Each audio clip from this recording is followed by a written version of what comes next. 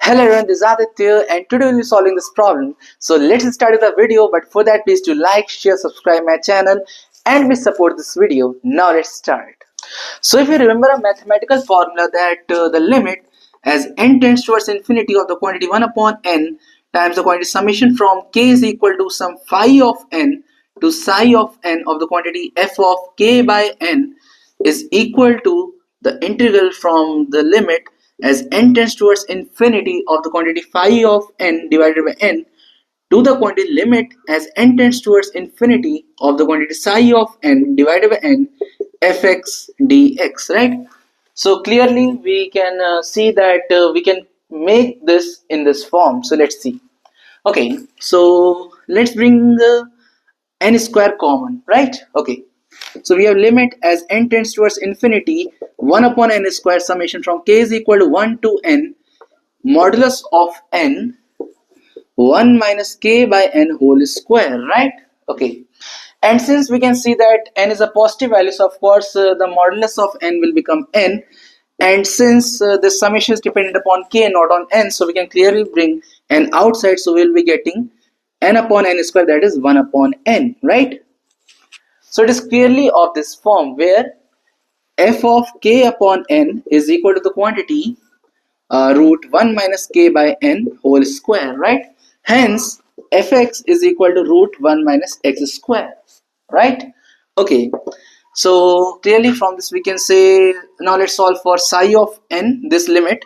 So limit as n tends towards infinity, what is psi of n? Well, psi of n is n, right? So n upon n, it is equal to 1, so the upper limit is equal to 1, right?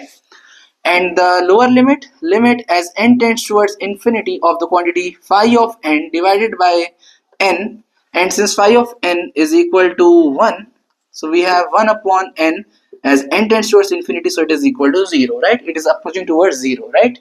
Okay, so now let's evaluate. So we have this expression, so it is the integral from 0 to 1 root 1 minus x square dx.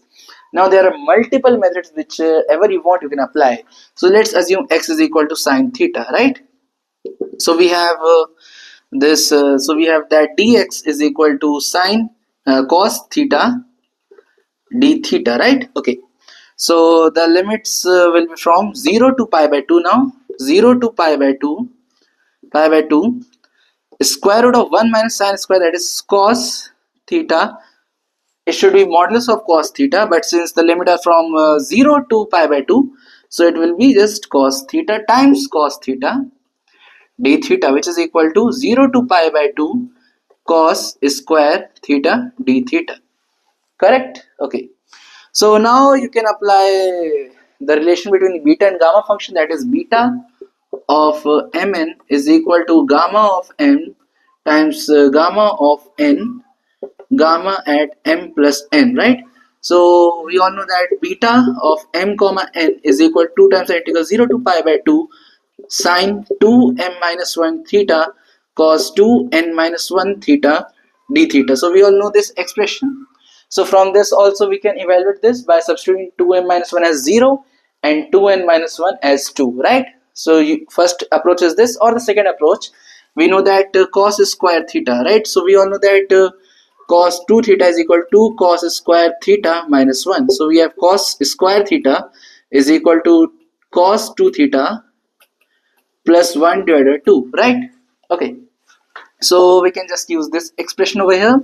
So 0 to pi by 2 cos 2 theta plus 1 divided by 2 d theta, right?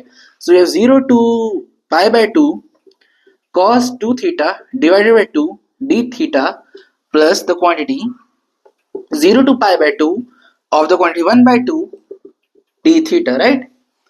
So if you all know this integral, well, what is cos 2 theta graph? If you know it, well, let me explain it.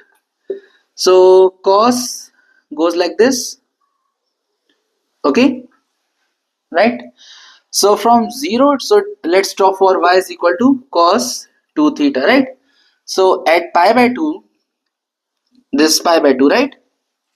Okay, so this is pi by 2, and since we have cos 2 theta, so of course it will be pi by 4 over here. Since at pi by 4 it will become 0, right? Cos of 2 theta will become cos of pi by 2, hence it will become 0 over here.